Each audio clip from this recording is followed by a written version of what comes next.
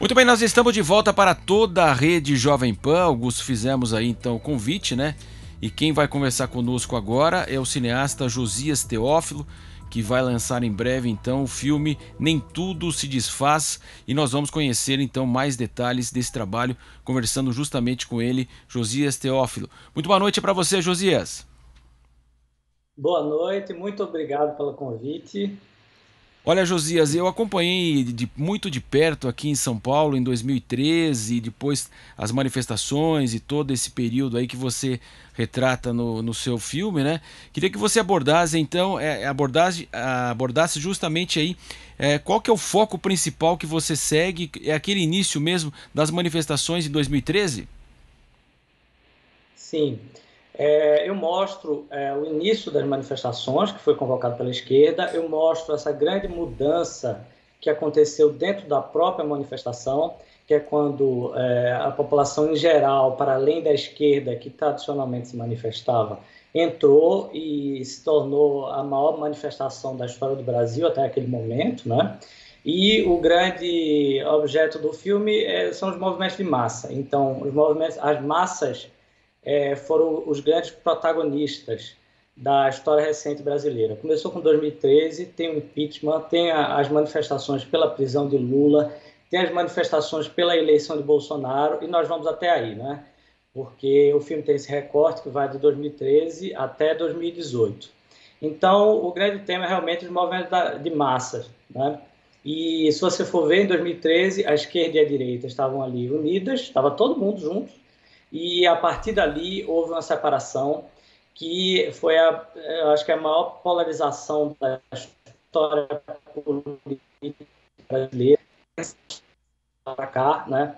E a gente está vendo isso tudo acontecer na nossa frente, né? Até agora. Muito bem, agora a pergunta da Ana Paula Henkel. Boa noite, Josias. Parabéns pelo filme. E eu queria te perguntar o seguinte: como conseguir aí desmontar essas narrativas todas que são colocadas de uma maneira muito eficiente pela indústria do entretenimento, tanto no Brasil quanto aqui nos Estados Unidos, principalmente quando se trata aí de graves revisionismos históricos?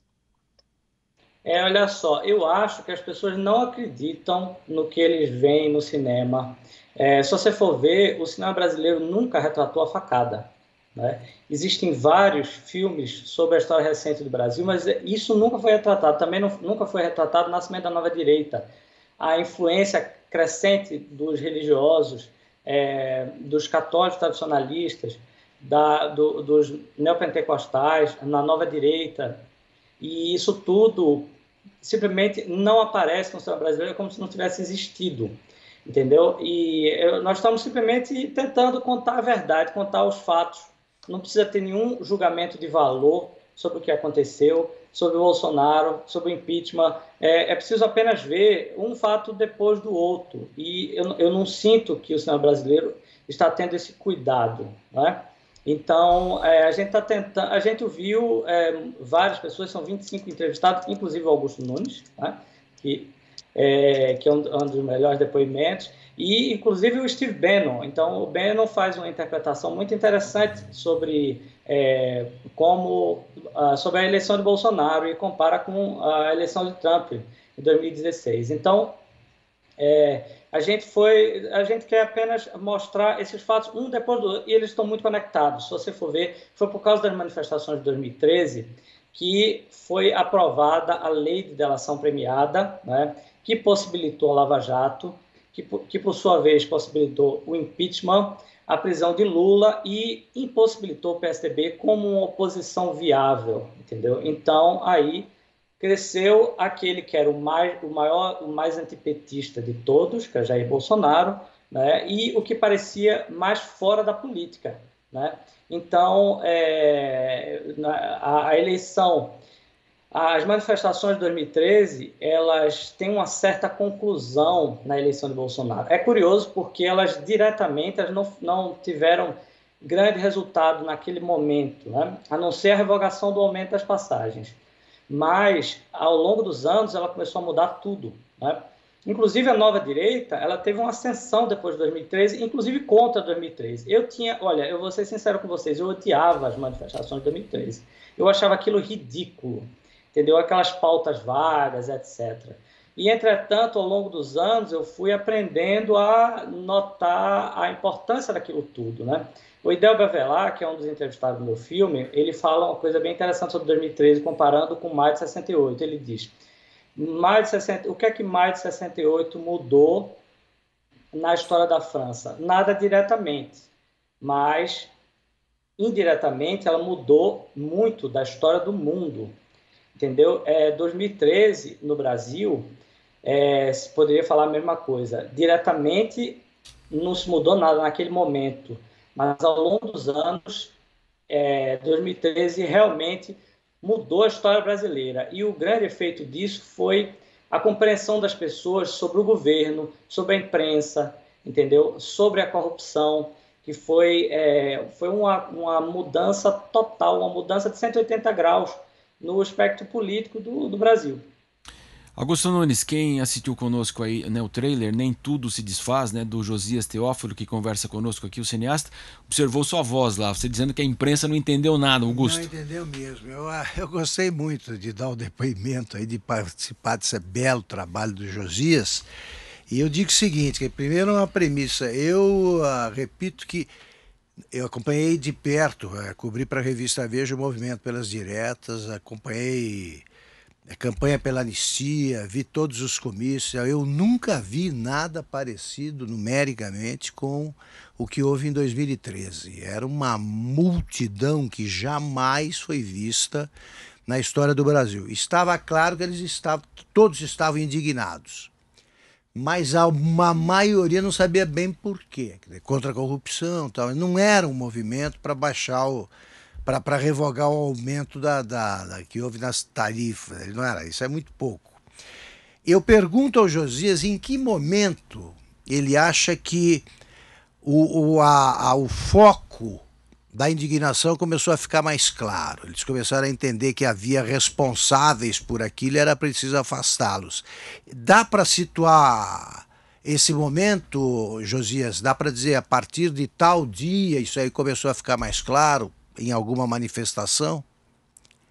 Olha só, o que eu acho começou com as pautas estatistas típicas da esquerda, né? Que era a revogação do aumento, e a revogação do aumento era o quê? Era colocar mais dinheiro público nos transportes. Então, eram pautas estatistas. Só que teve uma sucessão de fatos, né? O primeiro a violência policial foi realmente forte, inclusive por causa da violência dos próprios manifestantes, né? Só que isso causou uma comoção popular e isso saiu muito nas mídias sociais e na imprensa. E a população se comoveu com aquilo e começou a agregar. Só que a população brasileira ela tem suas pautas que não são necessariamente as pautas da esquerda. O que a esquerda queria levar o governo federal, que já era da esquerda, mais à esquerda, propor uma reforma política, etc. Só que acabou acontecendo o contrário. As pessoas chegaram com suas pautas, né? E elas começaram a pensar, peraí, a gente quer menos corrupção, né? E vai ser mais Estado, vai produzir menos corrupção? Não, isso não faz o menor sentido. Vai ser menos Estado, vai produzir menos corrupção, entendeu? As pessoas começaram a raciocinar desse modo. E aí, várias pessoas, vários influenciadores, que hoje são personalidades importantes dentro do cenário político brasileiro, começaram a opinar, né, sobre aquela situação. E assim se formou a nova direita. A nova direita ela meio que se formou contra as manifestações, né? Então, é preciso ver toda a complexidade da situação, né? Então, por exemplo, você vê Kim Kataguiri, Flávio Morgenstern, depois viria Felipe Martins, viria tanta gente, Olavo de Carvalho, 2013, aconteceram tantas coisas importantes. Veja bem, a marcha contra o aborto, convocada pelos evangélicos, né, teve a participação de Jair Bolsonaro. Lá, Jair Bolsonaro, pela primeira vez, falou o que viria a ser o slogan da sua campanha, né, Brasil acima de tudo, Deus acima de todos, falando para uma imensa massa de evangélicos, sendo que ele é católico. Em 2013 também teve o lançamento do livro O Mínimo que Você Precisa Saber para Não Ser um Idiota, de Olavo de Carvalho, que foi um best-seller, né? Então, várias coisas surgiram naquele contexto da efervescência cultural de 2013, que tem a ver com aquele espírito do momento e não necessariamente com as manifestações de rua diretamente, né?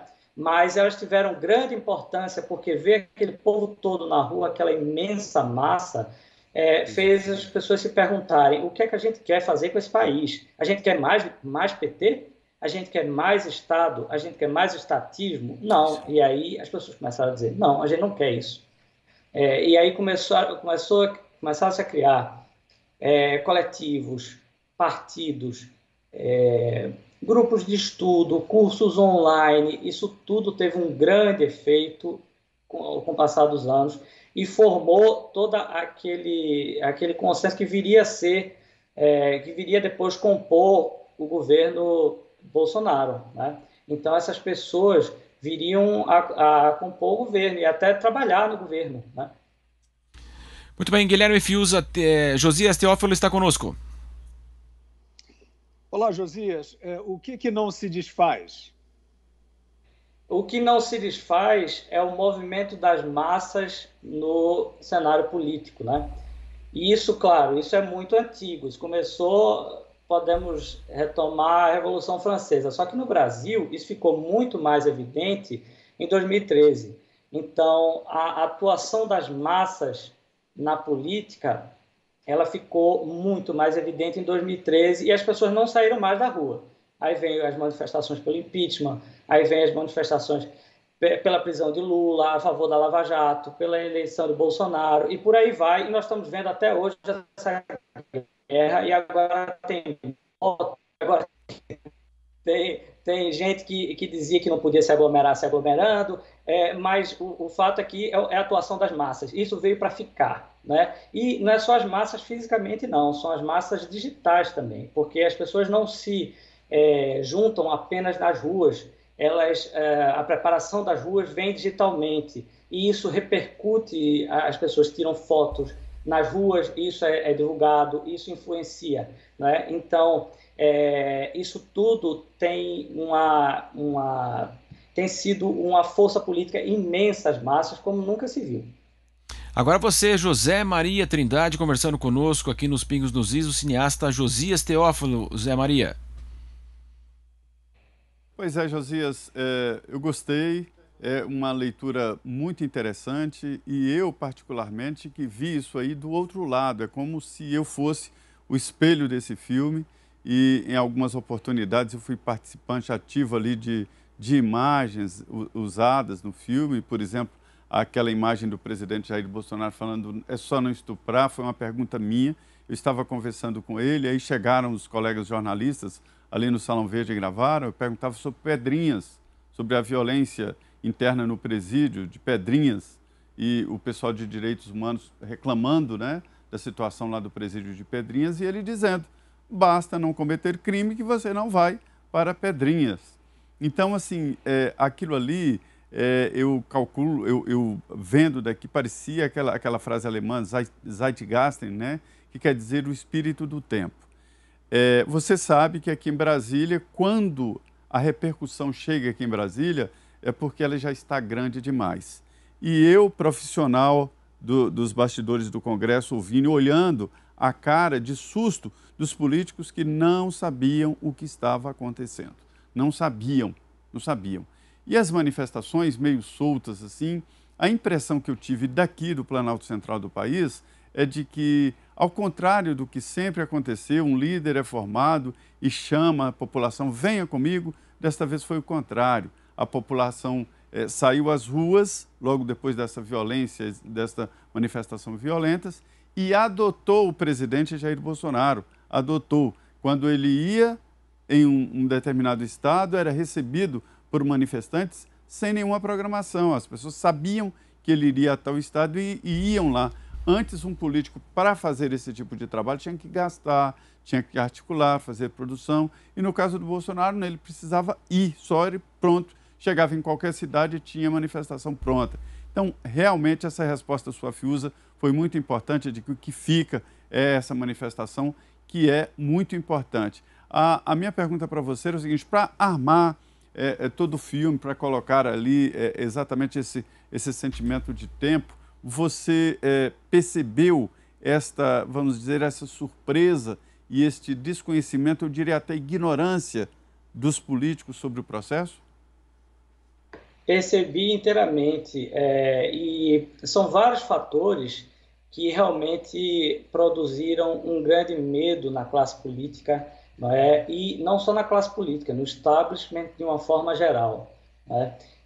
A imprensa tradicional, os partidos, tudo aquilo que se entendia como a classe falante do Brasil ficou realmente muito assustada. As pessoas começaram a destruir, por exemplo, destruíram o carro da Record em 2013, né? E Bolsonaro, ele incorpora esse espírito, né? Então, não é que Bolsonaro ataca a imprensa porque ele quer, porque eu acho que assim, ele foi eleito exatamente porque ele questiona esse tipo de coisa. Então, e não tem nenhum julgamento de valor nisso, né? Veja, o meu entendimento nesse filme é que em 2013 se inicia um processo revolucionário no Brasil, né? Bolsonaro foi o maior beneficiário desse movimento revolucionário, né? Por quê? Porque ele era o mais antipetista de todos e porque ele parecia, né? E até hoje ele parece, e eu acho que ele é, o mais fora da política. Então, de fato, Bolsonaro foi o maior beneficiário das manifestações de junho de 2013. E não precisa de ser de direita para pensar isso, não. Tem entrevistados no meu filme, como Christian Lynch e João César Carlos, que são de esquerda e que concordam comigo nesse aspecto, né? Então, e veja bem, revolução não tem nenhum sentido elogioso como tem para a esquerda, né? Para a direita é até uma palavra perigosa, né? E eu acho bom que a gente realmente tenha medo, porque veja bem, tem uma coisa no meu filme que vocês vão notar, o filme é levemente demofóbico. Se você for ver pela trilha sonora que eu utilizei, que a trilha sonora é literalmente de filme de terror, né? Porque eu fiquei ouvindo muito filme de terror, vendo muito filme de terror aqui durante a quarentena, fiquei trancado dentro de casa, vendo muito filme de terror, né? E aí eu peguei a trilha sonora do Exorcista e coloquei dentro do meu filme, e funcionou, entendeu? Só que seria muito caro comprar aquela trilha, e eu encomendei uma trilha aos compositores que estudaram, que é um casal, Eduardo Figatti e Paulina Luchuk, que estudaram com o compositor que fez a trilha do Exorcista, né? Então, o filme tem um tom, assim, de um certo mistério, de um certo temor, o que é que pode acontecer no Brasil, porque não tem quem controle as massas. A verdade é essa. Também nós agradecemos então a participação aqui nos Pingos nos Is do cineasta Josias Teófilo, que vai lançar em breve o filme Nem Tudo Se Desfaz. Josias, muito obrigado, boa noite para você. Muito obrigado, até mais.